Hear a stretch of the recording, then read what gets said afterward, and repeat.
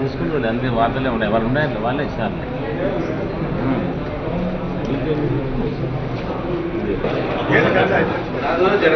గతంలో కూడా అక్కడ పోలీస్ అధికారులు ఏకపక్షంగా నిర్ణయించుకొని వైఎస్ఆర్సీపీ కార్యకర్తలను టార్గెట్ చేసి కొట్టడం జరుగుతుంది. ఎలక్షన్ కోడ్ ఉన్నా సిఐ నారాయణ రెడ్డిని అక్కడి నుండి ఎలక్షన్ కమిషనర్ బదిలీ చేసినా కూడా అక్కడ మళ్ళా ఎలక్షన్ డ్యూటీ చేయడం కూడా జరిగింది.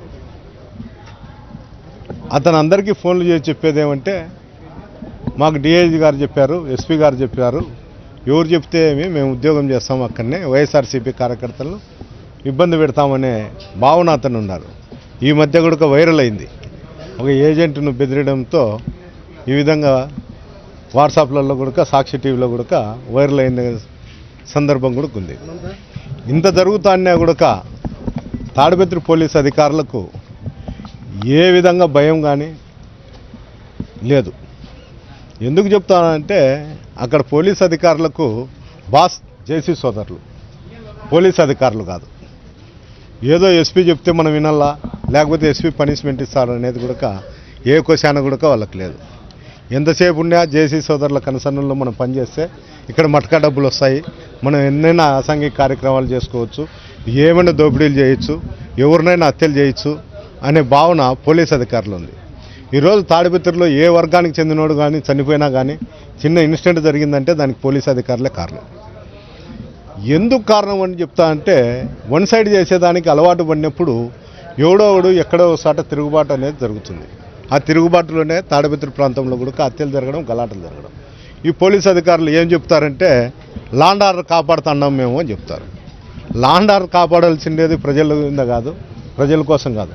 ముందు పోలీసులను సక్రమైన దారిలో పెడితే లాండ్ ఆర్డర్ అనేది అదంతగా అది సమకూర్చుంది. ఎప్పుడైనా కానీ పోలీసు అధికారు మాకు ఒక ఎస్పీ ఉన్నాడనే ఆలోచన కూడా తాడిపత్రి పోలీసులకు లేదు. ఎలక్షన్లు అయిపోయిన నుండి దళితుల పైన కూడా దాడులు జరుగుతున్నాయి. ఎప్పుడు దళితుల మీద తక్కువ దాడులు జరిగేటి తాడిపత్రి ప్రాంతంలో. ఒక 6 నెలల కిందట ఊర్జింతల గ్రామంలో ఒక హత్య చేయించడం కూడా జరిగింది సిఐ నారాయణ రెడ్డి ఏకపక్షంగా నిర్ణయం తీసుకొని.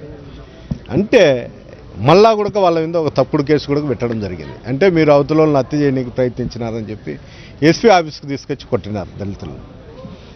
ఏ విధంగా ఉందంటే, అధికారులకు, పై అధికారులకు అక్కడ జరిగే సంఘటనలు చెప్తారో లేదో నాకు తెలియదు, కానీ అక్కడ జేసీ సోదరులకు వ్యతిరేకంగా ఎవరు తిరిగినా కూడా వాళ్ళపైన దాడులు జరగడము, హత్యలు చేయించడం కూడా జరిగింది.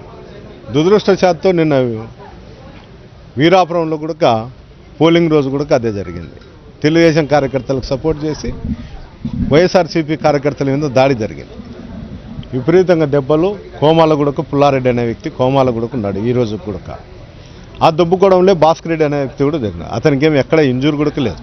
ఆ దొబ్బుకోవడంలో ఏదో వాకిల గీకులు తగిలి కింద పడినాడు, హార్ట్ అటాక్ వచ్చో లేకపోతే ఏ విధంగానో జరిగింది. ఈ అన్నిటికి కారణము జేసీ సోదరులను అక్కడ చేస్తున్న అధికారులే కారణం అనేది నేను బలంగా నమ్ముతున్నా కూడా అక్కడ ప్రజలు కూడా ఉంటారు.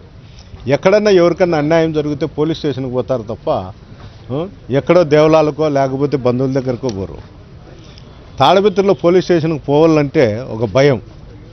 ఏ నాయకుని దగ్గరకు పోయి మాట్లాడాలా, ఎవరు అధికారంలో ఉంటే బాగుంటుంది, ఏమి కథ అనేది. ఈరోజు ఎలక్షన్లలో ఒక ఓటమి భయంతో, అంటే దళితులు కూడా ఏకపక్షంగా ఓట్లు వేసినారు వైఎస్ఆర్సీపీకి అనే ఒకే ఒక కారణంతో ఈరోజు దళితులపైన దాడి జరుగుతుంది. ఈ విధంగా దాడులు జరిగితే, ఇదే రూపకంలో ఇదే విధంగానే ఉంటే, ఈరోజు నారాయణ రెడ్డిని కానీ ఆ సంఘటనకు సంబంధించిన శ్రీధర్ని కానీ అక్కడి నుండి బదిలీ చేయకపోతే తొందరలో కూడా మేము దాని కార్యాచరణ కూడా చేపట్టేదానికి సంసిద్ధంగా ఉన్నామని కూడా మేము ఈ సందర్భంగా తెలియజేస్తాం.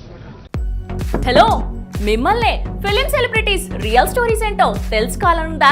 లేటెస్ట్ గా రిలీజ్ అయ్యే మూవీ రివ్యూస్ నేను చెప్తే వినాలనుందా? ఇంకెందుకు ఆలస్యం, యోయో టీవీని సబ్స్క్రైబ్ చేసుకోండి. అలాగే మర్చిపోకుండా యోయో టీవీ యాప్ ని కూడా డౌన్లోడ్ చేసుకోండి.